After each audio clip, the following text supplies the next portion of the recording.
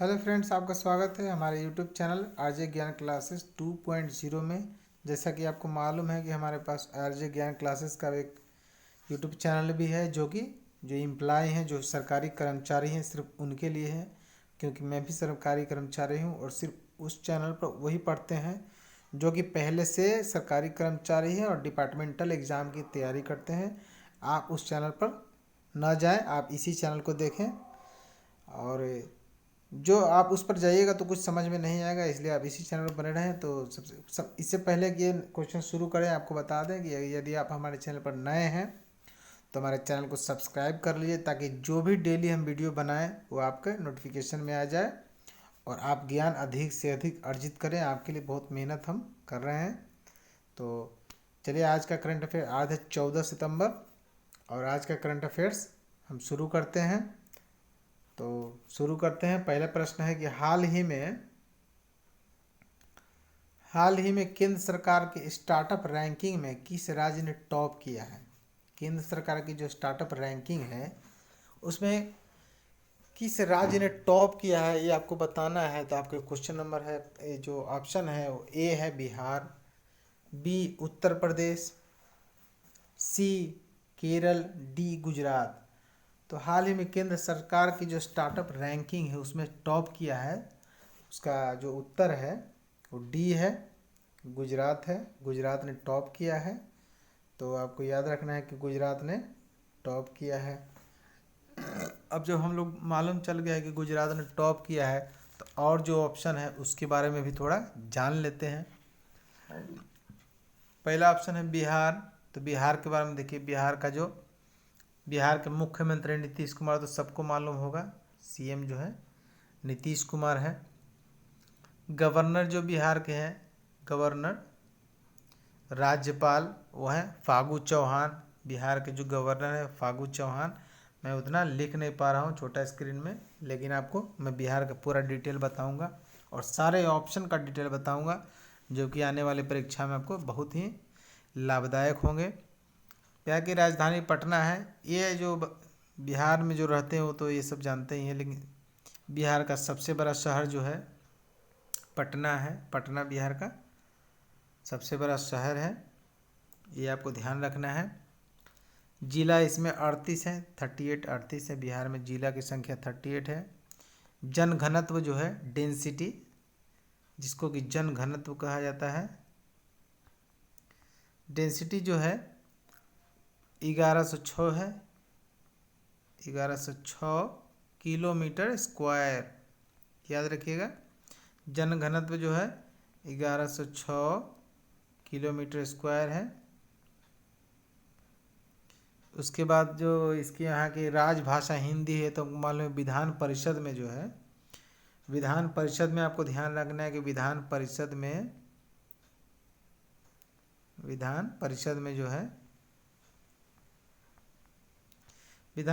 सदस्यों की संख्या 75 है। लोकसभा के सदस्यों की सीटों की संख्या 47 है। राज्यसभा में सदस्यों की सीटों की संख्या 16 है। और जो क्षेत्रफल में स्थान जो बिहार का है वो 13वां है, ये आपको ध्यान रखना है। क्षेत्रफल में जो स्थान है बिहार का 13वां है, ये आपको ध्यान रखना है। तो चलिए, उसके बाद क्वेश्चन नंबर 2 की तरफ चलते हैं। क्वेश्चन नंबर 2 जो है, और थोड़ा इसके बारे में उत्तर प्रदेश के बारे में जान लेते हैं। 2 में जाने से पहले उत्तर प्रदेश हमने आपको बताया था कि सारे ऑप्शन के बारे में बताएंगे। तो उत्तर प्रदेश की राजधानी लखनऊ है। उत्तर प्रदेश की राजधानी लखनऊ है। जिला इसमें 75 है। उत्तर प्रदेश में जिलों की संख्या 75 है। मुख्यमंत्री योगी आदित्यनाथ हैं, ये आपको मालूम होगा। उत्तर प्रदेश के मुख्यमंत्री जो हैं योगी आदित्यनाथ हैं। उसके बाद जो यहाँ के राज्यपाल हैं आनंदीबेन पटेल हैं, जो कि मध्य प्रदेश का भी अतिरिक्त उनको चार्ज दिया गया है। तो जो आनंदीबेन पटेल हैं यूपी प्लस एमपी के भी राज्यपाल अभी वर्तमान में हैं, याद रखिएगा। उसके बाद क्षेत्रफल के क्रम में बिहार का स्थान हमने आपको बताया उसके बाद आपको यूपी का बता रहे हैं कि बिहार का स्थान क्षेत्रफल के क्रम में 13वां था। यूपी का जो है क्षेत्रफल के क्रम में स्थान है चौथा है, फोर्थ, याद रखिएगा। क्षेत्रफल के क्रम में यूपी का स्थान चौथा है। जनसंख्या के क्रम में पहला स्थान यूपी का है, यानी कि याद रखिएगा जनसंख्या के क्रम में सबसे पहला जो स्टेट है वो यूपी है और क्षेत्रफल में चौथा स्थान है। जनघनत्व जो है, अभी हमने आपको बिहार का भी बताया, यूपी का भी बता रहे हैं। जनघनत्व जो है 830 किलोमीटर स्क्वायर। कहने का मतलब है कि 1 किलोमीटर के जो एक वर्ग किलोमीटर में 830 लोग निवास करते हैं, उसी को जनघनत्व कहा जाता है। तो आपको यूपी का जनघनत्व पूछ सकता है एग्जाम में, 830 किलोमीटर स्क्वायर के हिसाब से है। लोकसभा सदस्यों की सीट है सबसे ज़्यादा, भारत में सबसे ज़्यादा लोकसभा सदस्यों की सीट यूपी में है। राज्यसभा सदस्यों की सीट जो है 31 यूपी में है। उसके बाद विधानसभा में सबसे ज़्यादा सीट, सब में ज़्यादा है। विधानसभा लेजिस्लेटिव असेंबली में है 403, यानी कि 403 यानी कि 403 है, याद रखना है। साक्षरता जो है यूपी की साक्षरता 60, बहुत ही याद रखना आसान है, 67-68 याद रखिएगा, 67-68, 67.68 ये यूपी की साक्षरता है। लिंगानुपात जो है सेक्स रेशियो, लिंगानुपात 912 है प्रति 1000, यानी कि 1000 महिला पर 1000 जो फीमेल है बच्चे हैं उसके ऊपर 912 लड़के हैं, ये बॉय है, एक गर्ल है। तो इतना आपको यूपी के बारे में ध्यान रखना है। अब क्या है, केरल है। केरल के बारे में आते हैं। केरल में क्या है, केरल के बारे में थोड़ा आपको डिटेल दे देते हैं ताकि आपको परीक्षा में। केरल की राजधानी तिरुवनंतपुरम है। केरल जो है, केरल की राजधानी तिरुवनंतपुरम है। जिलों की संख्या केरल में 14 है। यहाँ के सीएम जो है, CM P Vijayan, VIJYAN, P Vijayan यहाँ के चीफ मिनिस्टर हैं, यानी कि पिनरई विजयन, जिनको कि पिनरई विजयन कहा जाता है।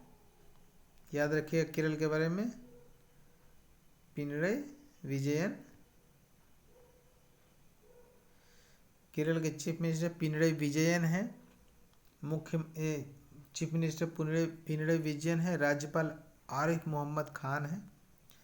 गवर्नर जो है केरल के आरिफ मोहम्मद खान, याद रखिएगा आरिफ मोहम्मद खान है। केरल के गवर्नर आरिफ मोहम्मद खान है। लोकसभा सदस्य सीट जो है, लोकसभा के सदस्यों की सीट 20 है। राज्यसभा में सदस्यों की सीट 9 है केरल में। विधानसभा 141 है। लेजिस्लेटिव असेंबली में सदस्यों की सीट की संख्या है जो विधानसभा में है, जिससे कि विधायक MLA जो चुना जाता है उसको विधानसभा बोलते हैं, 141 है। अभी हाल ही में बिहार में विधानसभा का चुनाव होने वाला है। क्षेत्रफल में रैंक केरल का क्षेत्रफल में रैंक जो है 21 है। जनसंख्या रैंक है 13वां है। जनघनत्व डेंसिटी 860 है। जनघनत्व आपको बिल्कुल ध्यान रखना है, किसी भी राज्य का आपको परीक्षा में पूछ सकते हैं। लिंगानुपात सबसे ज़्यादा, भारत का सबसे ज़्यादा लिंगानुपात, केरल से आपको साक्षरता पूछ सकता है, लिंगानुपात पूछ सकता है, जो कि सबसे यूनिक है। जो लिंगानुपात है, सेक्स रेशियो जो है,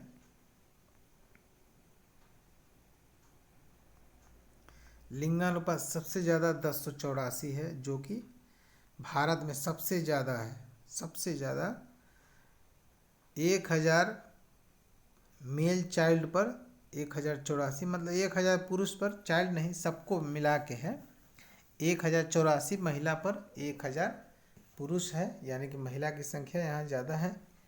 क्योंकि पढ़े लिखे लोग ज़्यादा केरल में हैं तो महिलाओं की संख्या ज़्यादा वहाँ बिल्कुल होगी। जहाँ महिलाओं की इज्जत वहीं है जहाँ लोग पढ़े लिखे होते हैं, अनपढ़ गवार के सामने महिलाओं का कोई इज्जत नहीं है।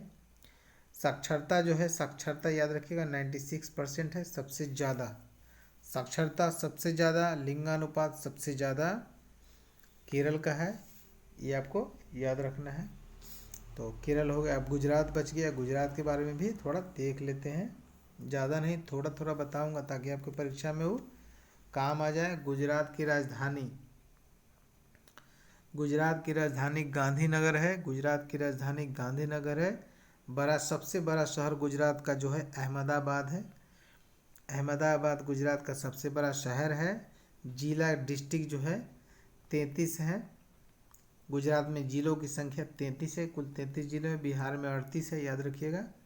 मुख्यमंत्री जो है विजय रूपाणी है। विजय रूपाणी यहाँ के मुख्यमंत्री हैं। राज्यपाल यानी कि गवर्नर जो है, गवर्नर क्या, आचार्य देवव्रत, आचार्य देवव्रत यहाँ के गवर्नर हैं, याद रखिएगा।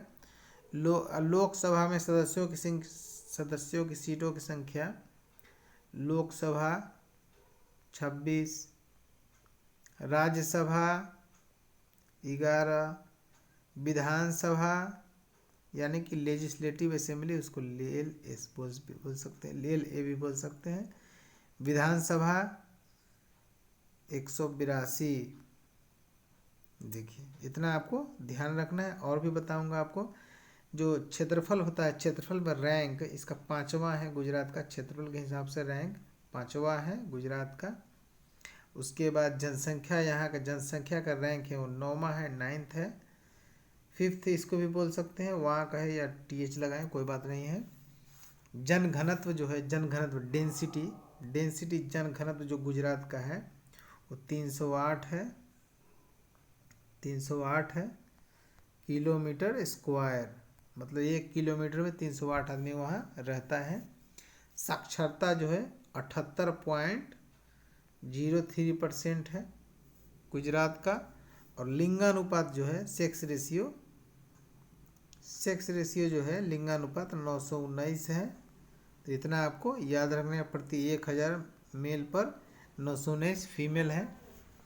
तो इतना आपको ध्यान रखना है। तो चलिए आगे बढ़ते हैं। एक क्वेश्चन से कितना देर का कितना प्रश्न निकल गया, आगे बढ़ते हैं। और इसमें और क्या है, इसमें और भी इसमें है।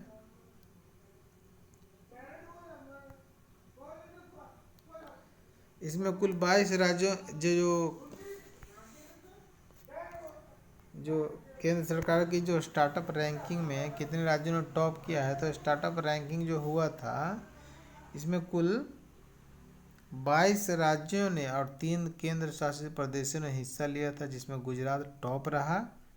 यह रैंकिंग वर्तमान में जो रेल मंत्री हमारे पीयूष गोयल है, इनके द्वारा जारी किया गया था, और इसलिए यह फेमस रहा। और इससे संबंधित आपको एग्जाम में प्रश्न आ सकते हैं कि हाल ही में स्टार्टअप रैंकिंग में कौन सा राज्य सबसे ऊपर रहा। तो आपको गुजरात लगाना है। कितने राज्यों के बीच यह, मैंने कितने राज्यों ने इसमें भाग लिया था। तो 22 राज्यों ने भाग लिया था। कितने केंद्र शासित प्रदेशों ने भाग लिया था। तो 3 केंद्र शासित प्रदेशों ने भाग लिया था। इसमें गुजरात टॉप रहा था। और यह रैंकिंग जो है पीयूष गोयल जो वर्तमान में भारत के रेल मंत्री हैं, उन्होंने लिया था। इतना आपको ध्यान रखना है। तो क्वेश्चन नंबर 1 का काम खत्म हो गया। क्वेश्चन नंबर 2 की तरफ बढ़ते हैं। क्वेश्चन नंबर 2 है कि हाल ही में यूनिसेफ का सेलिब्रिटी एडवोकेट किसे नियुक्त किया गया है। यूनिसेफ का सेलिब्रिटी एडवोकेट किसे नियुक्त किया गया है। तो आपको ध्यान रखना है कि जो यूनिसेफ है, यूनिसेफ का सेलिब्रिटी एडवोकेट जो है आयुष्मान खुराना को बनाया गया है। जो आयुष्मान खुराना है, उनको यूनिसेफ का सेलिब्रिटी एडवोकेट बनाया गया है, याद रखिएगा। जो आयुष्मान खुराना है, उनको यूनिसेफ का सेलिब्रिटी एडवोकेट बनाया गया है। और इनको, और परेश रावल है। परेश रावल के बारे में 2 दिन पहले बताए हैं आपको। परेश रावल के बारे में भी आपको 2 दिन पहले एक वीडियो बना के बताए हैं, जो आपको याद रखना है, ध्यान रखना है कि हमने क्या बताया था। तो ये बताया था कि जो अंतर्राष्ट्रीय drama national film and drama है उसमें इनको अध्यक्ष के रूप में नियुक्त किया गया है, तो याद रखिएगा। उसके बाद है डॉक्टर नीता मल्होत्रा। कुछ थ्री देखिए सी में डॉक्टर नीना मल्होत्रा है, नीना मल्होत्रा। नीना मल्होत्रा अगर नेशनल स्कूल ऑफ ड्रामा के अध्यक्ष चुने गए हैं। नेशनल परेश रावल जो है नेशनल स्कूल ऑफ ड्रामा के अध्यक्ष चुने गए हैं। आयुष्मान खुराना के बारे में आपको मालूम है कि आयुष्मान खुराना जो है बजाज एलियांज के ब्रांड एम्बेसडर हाल ही में बनाए गए थे। आयुष्मान खुराना बजाज एलियांज के हाल ही में ब्रांड एम्बेसडर बनाए गए हैं, ये आपको इम्पोर्टेंट है। दूसरा बात है कि 2019 का जो नेशनल फिल्म अवार्ड जो है नेशनल फिल्म अवार्ड जो 2019 का हुआ नेशनल फिल्म अवार्ड, उसमें बेस्ट एक्टर का जो अवार्ड है वो 2 व्यक्तियों को दिया गया है। 2 व्यक्तियों को बेस्ट एक्टर का अवार्ड दिया गया है। पहला आयुष्मान खुराना है और दूसरा है विकी कौशल। इन दोनों को जो है बेस्ट एक्टर का अवार्ड दिया गया है। किस लिए दिया गया? आयुष्मान खुराना को फिल्म अंधाधुन के लिए दिया गया है।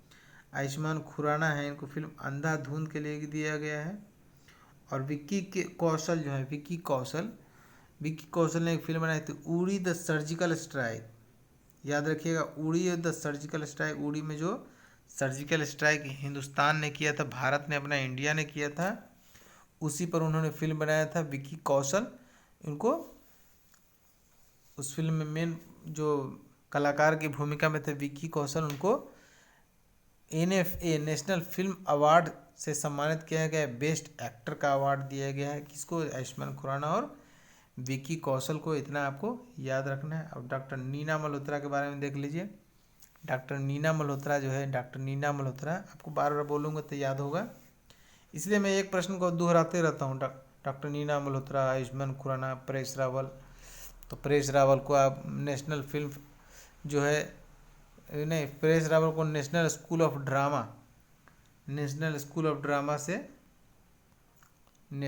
ऑफ ड्रामा का अध्यक्ष बनाया गया है। परेश रावल को प्रेस नहीं है, परेश होता है,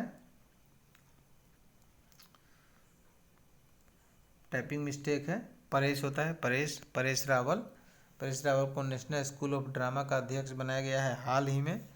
तो ये आपको प्रश्न बहुत ही इंपॉर्टेंट होता है। आयुष्मान खुराना के बारे में जान गए। डॉक्टर नीना मल्होत्रा आपके पीछे हमने पिछले वीडियो बनाया तो उसमें इनके बारे में पूरा डिफाइन किया है कि डॉक्टर नीना मल्होत्रा जो है इटली में भारत का राजदूत जो है, इटली में जो भारत का राजदूत है और नीना मल्होत्रा को बनाया गया है। इटली में भारत का नया राजदूत बनाया गया है नीना मल्होत्रा को। इटली में भारत का राजदूत बनाया गया है नीना मल्होत्रा को। मोनिका मेहता के बारे में जान लीजिए कि जो मोनिका मेहता है, इनको क्या है, स्विट्जरलैंड में राजदूत बनाया गया है। स्विट्जरलैंड में भारत की तरफ से राजदूत बनाया गया है। तो इतना आपको ध्यान रखना है। परेश रावल, आयुष्मान खुराना, नीना मल्होत्रा और मोनिका मेहता के बारे में इतना आपको ध्यान रखना है। आगे बढ़ते हैं क्वेश्चन नंबर 3। उससे पहले आयुष्मान खुराना के बारे में थोड़ा जान लीजिए। अब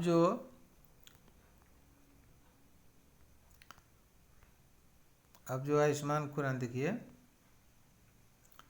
यूनिसेफ का जो सेलिब्रिटी एडवोकेट है, यूनिसेफ का सेलिब्रिटी जो एडवोकेट है, उनका काम क्या रहेगा? काम ये है कि अब आयुष्मान खुराना जो है यूनिसेफ की तरफ से बच्चों पर हो रहे हिंसा को ख़त्म करने के लिए प्रचार करेंगे।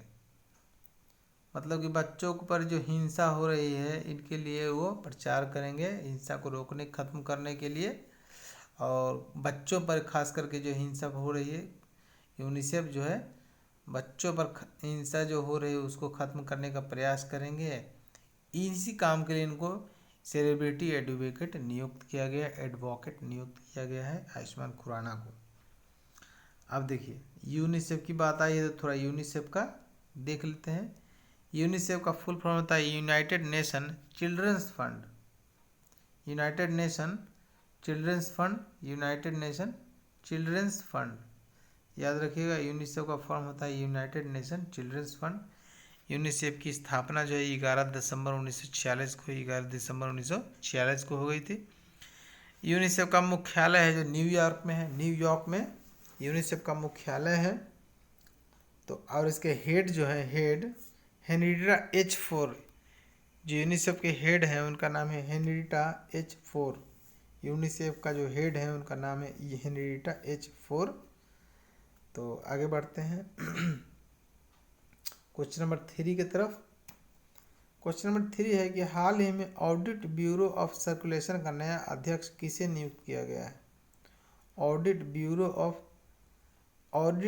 ऑफ सर्कुलेशन का नया अध्यक्ष किसे नियुक्त किया गया है? ऑप्शन ए है देवेंद्र दा, बी है अमित शाह, सी है श्री राजनाथ सिंह, डी है मधुर कामत। इतना आपको याद रखना है कि हाल ही में ऑडिट ब्यूरो ऑफ सर्कुलेशन का नया अध्यक्ष किसे नियुक्त किया गया है। तो किसे नियुक्त किया गया है? इनका नाम है देवेंद्र दारदा, दादा नहीं, देवेंद्र दारदा, याद रखना है आपको। ये सही है, देवेंद्र दारदा जो है ऑडिट ब्यूरो ऑफ सर्कुलेशन का नया अध्यक्ष नियुक्त किए गए हैं। इतना आपको याद रखना है। अमित शाह जो भारत के गृह मंत्री हैं, श्री राजनाथ सिंह रक्षा मंत्री हैं। श्री राजनाथ सिंह क्या है? रक्षा मंत्री है। श्री राजनाथ सिंह रक्षा मंत्री हैं। अमित शाह गृह मंत्री हैं। और देवेंद्र दारदा जो है ऑडिट ब्यूरो ऑफ एजुकेशन का नया अध्यक्ष नियुक्त किए गए हैं, देवेंद्र दारदा। इतना आपको याद रखना है। आगे बढ़ते हैं। जो इम्पोर्टेंट है, जो देवेंद्र दारदा है, देवेंद्र दारदा जो है, इसके बारे में थोड़ा और जानकारी ध्यान रखिएगा। देवेंद्र दारदा जो है 2020 से लेकर 2021 तक के ऑडिट ब्यूरो ऑफ सर्कुलेशन के अध्यक्ष चुने गए हैं 2020 से 21 तक। इससे पहले मधुकर कामत ये 2019 से 2019-20 में थे, 2019-20 वाला ईयर में थे मधुकर कामत। और आपको देवेंद्र दारदा जो हैं वो 2020 से 21 वाला पीरियड में इनका ऑडिट ब्यूरो ऑफ सर्कुलेशन का अध्यक्ष नियुक्त किया गया है। तो आगे बढ़ते हैं। ऑडिट ब्यूरो ऑफ सर्कुलेशन का अध्यक्ष 1984 में हुई थी। ऑडिट ब्यूरो ऑफ सर्कुलेशन का जो स्थापना है 1948 में हुई थी। इसका मुख्यालय मुंबई में है, याद रखना है आपको। स्थापना 1948, मुख्यालय मुंबई में हुई थी, याद रखिएगा। इसका काम क्या है? ऑडिट ब्यूरो का जो काम क्या है, देखिए। ऑडिट ब्यूरो ऑफ सर्कुलेशन जो है, ऑडिट ब्यूरो ऑफ सर्कुलेशन का जो काम क्या है, ये भारत में क्या है, छपने वाले जो न्यूज़पेपर है, मैगजीन है, या कोई भी दस्तावेज है जो कि पब्लिक के लिए छपे जाते हैं, तो उस तरह के कोई भी पेपर्स जो हैं उसके क्या करेगा, प्रकाशन का ऑडिट करता है। उसके बाद उसको सर्टिफाइड करता है, किसी प्रकार का गलती है तो उजागर करता है, यही काम है उनका। क्वेश्चन नंबर 4 देखते हैं, ये तो हो गया। क्वेश्चन नंबर 4 की तरफ बढ़ते हैं। हाल ही में भारतीय डाक विभाग ने किस जगह में 5 स्टार गांव योजना की शुरुआत की है? तो हाल ही में भारतीय डाक ने किस विभाग ने हाल ही में भारतीय डाक ने किस विभाग में 5 स्टार ये गांव योजना क्या है, क्या इसके तहत क्या होता है? तो इसके तहत क्या होता है कि सभी प्रकार के जो डाक के उत्पादन है, जैसे लिफाफा हो गया, या डाक पोस्ट ऑफिस का कोई लेटर हो गया, इन्वेलप हो गया, पोस्ट कार्ड हो गया, या किसी प्रकार का जो सेवा हो गया, वो आपको हर एक गांव में उपलब्ध कराने का योजना है। अभी तक आपको पोस्ट ऑफिस में जाके ही, वो भी अभी पोस्टल ऑर्डर हो गया, या टिकट हो गया, या किसी प्रकार का संसाधन जो हो गया, वो आपको पोस्ट ऑफिस में जाके प्राप्त होता था, अभी आपको गांव गांव में पहुंचाने की योजना, जो पोस्ट ऑफिस की जो योजना है, इसी को 5 स्टार गांव योजना की शुरुआत की गई है, ताकि हर गांव में एक पोस्ट ऑफिस का छोटा भी ब्रांच हो लेकिन सारे उसको प्रोडक्ट्स मिले। इससे क्या फ़ायदा होगा कि जो पोस्ट ऑफिस के प्रति एक तो लोगों का रुझान बढ़ेगा, और पोस्ट ऑफिस भारत सरकार का उपक्रम है तो उनको फ़ायदा भी होगा। तो इस तरह से आपको ऑप्शन में ये बता रहा है कि हाल ही में भारतीय डाक विभाग ने किस राज्य में 5 स्टार गांव योजना की मंजूरी प्रदान की है। तो आपको इसका आंसर क्या देना है, आपको ऑप्शन है ए महाराष्ट्र, बी गुजरात, सी राजस्थान, डी पंजाब। तो क्वेश्चन नंबर 4 है, तो इसका आंसर हो जाएगा ए महाराष्ट्र। महाराष्ट्र से इसकी योजना की शुरुआत की गई है, पायलट प्रोजेक्ट की तरह इसकी शुरुआत की है। अगर ये योजना महाराष्ट्र में सफल रहती है तो इस योजना को दूसरे प्रदेशों में भी फैलाया जाएगा। तो चलिए अब दूसरे ऑप्शन को रिलेट कर लेते हैं। गुजरात के बारे में हमने आपको बता दिया है, अब राजस्थान और पंजाब के बारे में आपको मैं बताऊंगा, क्योंकि आपको जानना बहुत ज़रूरी है। राजस्थान में क्या है कि राजस्थान की राजधानी है जयपुर है। राजस्थान की राजधानी कहाँ है? जयपुर है। सबको मालूम है, पिंक सिटी, इसको पिंक सिटी कहा जाता है। ये आपको लोगों को मालूम होगा, राजस्थान की राजधानी जयपुर है। राजस्थान की राजधानी को पिंक सिटी कहा जाता है। पिंक सिटी याद रखिएगा, बल्कि याद ही होगा। और जो राजधानी के जो सबसे बड़ा राजस्थान का सबसे बड़ा शहर जो है वो भी क्या बोलते हैं, जो उसकी राजधानी है जयपुर है, वही उसकी सबसे बड़ा शहर है। मुख्यमंत्री जो है अशोक गहलोत हैं, यहाँ के मुख्यमंत्री अशोक गहलोत हैं, याद रखिएगा। राज्यपाल यानी कि गवर्नर जो हैं कलराज मिश्र हैं, याद रखिएगा, कलराज मिश्र यहाँ के गवर्नर हैं। मुख्यमंत्री हैं अशोक गहलोत, राज्यपाल कलराज मिश्र है, सबसे बड़ा शहर जयपुर है, और लोकसभा सदस्यों की सीटों की संख्या जो है 25 है, याद रखिएगा। लोकसभा सदस्य की सीटों की संख्या 25 है, और राज्यसभा के सदस्यों की संख्या 10 है, याद रखिएगा। राज्यसभा के सदस्यों की संख्या 10 है, और क्षेत्रफल के रैंकिंग में पहला स्थान है। क्षेत्रफल यानी कि एरिया, क्षेत्रफल के रैंकिंग में पहला स्थान राजस्थान का है, याद रखिएगा। क्षेत्रफल के रैंकिंग में पहला स्थान राजस्थान का है। क्षेत्रफल के रैंकिंग में पहला स्थान राजस्थान का है। तो इतना आपको याद रखना है। जनसंख्या की रैंकिंग जो है राजस्थान की जनसंख्या की, उसमें 7वां स्थान है, ये भी आपको याद रखना है। उसके बाद जो है जनघनत्व यानी कि डेंसिटी, जनघनत्व जब भी पूछे राजस्थान का जनघनत्व पूछे तो 200 है, 200 प्रति किलोमीटर स्क्वायर, यानी कि 1 किलोमीटर स्क्वायर में 200 लोग रहते हैं। साक्षरता अगर पूछे राजस्थान की साक्षरता तो 66.1% है साक्षरता राजस्थान की। और लिंगानुपात अगर पूछे, सेक्स रेशियो पूछे तो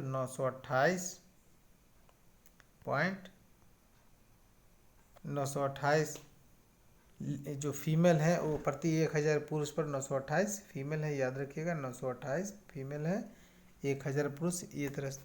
तो राजस्थान का हो गया। आप क्या बचा? पंजाब। उसको क्यों छोड़ेंगे हम लोग, पंजाब को भी पढ़ेंगे। पंजाब के बारे में देखिए, पंजाब क्या है, राजधानी इसकी चंडीगढ़ है, कैपिटल है चंडीगढ़।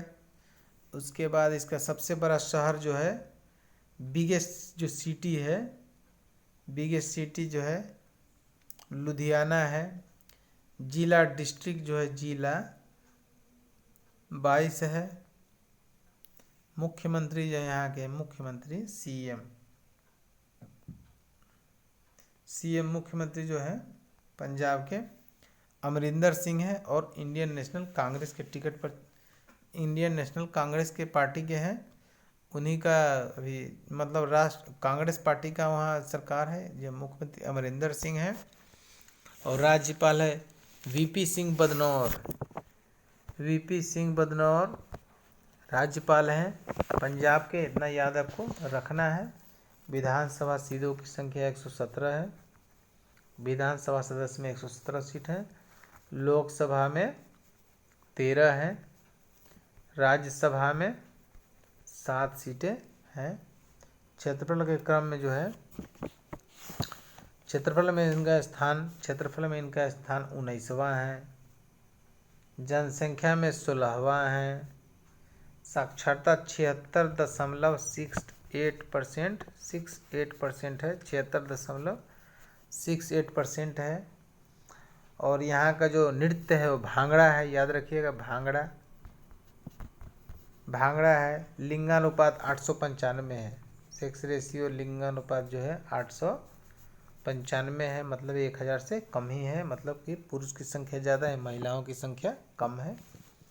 अभी तक जितने भी स्टेट हमने आपको पढ़ाया है उसमें पुरुष की संख्या कम है, महिलाओं की संख्या ज़्यादा है, सिवाय एक केरल।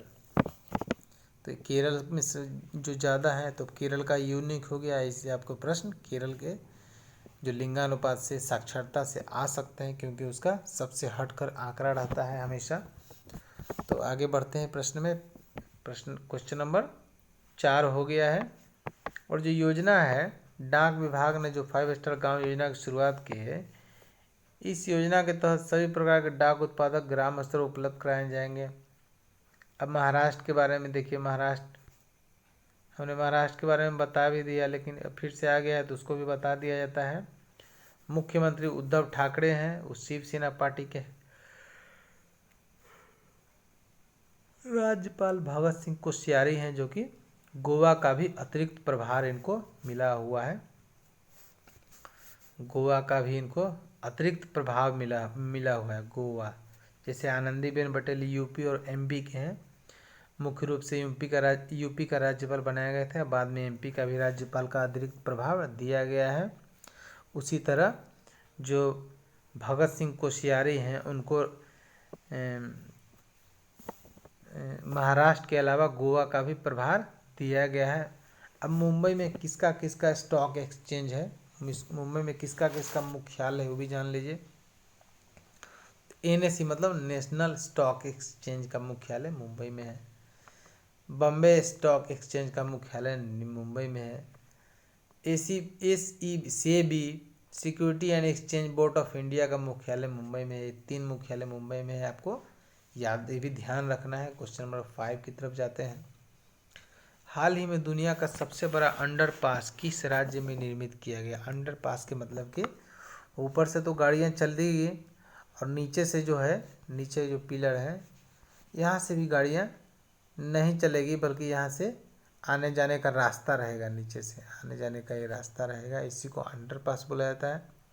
तो दुनिया का सबसे बड़ा अंडरपास जो है कहाँ निर्मित किया गया है, ये आपको बताना है कि दुनिया का सबसे बड़ा अंडरपास कहाँ निर्मित किया गया है।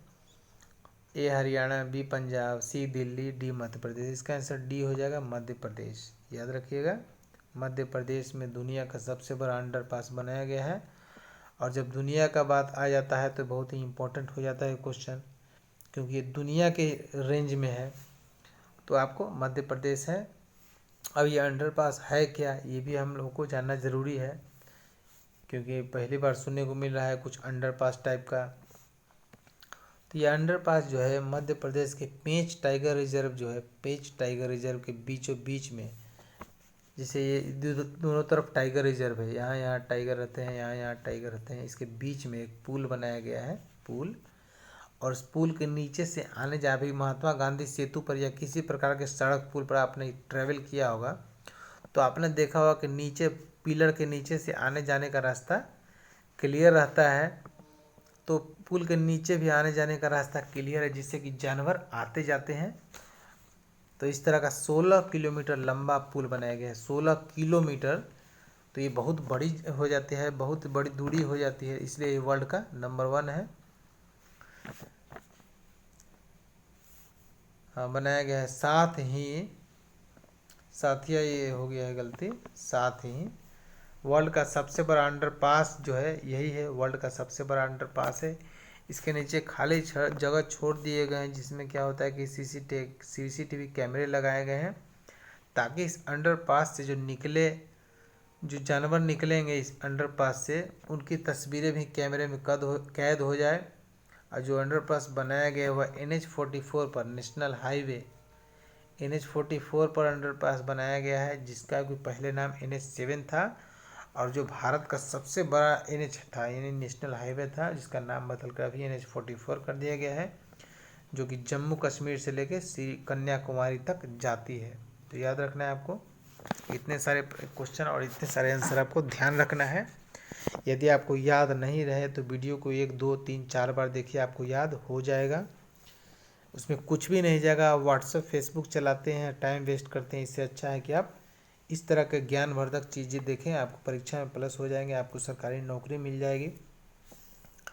तो चलिए आगे बढ़ते हैं, क्वेश्चन नंबर 6 देखते हैं। क्वेश्चन नंबर 6 में क्या है कि हाल ही में हैरेस तूफान, जो हैरेस तूफान है, इन्हें किस देश को प्रभावित किया है, ये आपको बताना है कि हैरेस तूफान ने किस देश को प्रभावित किया है। आपका ऑप्शन है जापान, अमेरिका, कनाडा, भारत।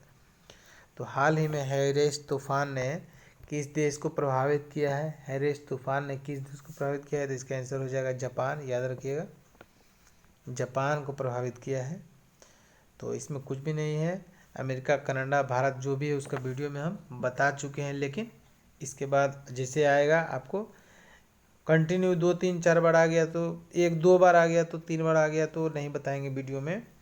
लेकिन आप हमको मुझ पर भरोसा रखिए, अगर हमारा वीडियो को कंटिन्यू आप देखते हो तो सारा आपको स्टेट, सारा आपको कंट्री, सब कुछ आपको कंप्लीट हो जाएगा। जैसे जैसे आता है ऑप्शन में, मैं उसके बारे में पूरा डिटेल देते जाता हूँ।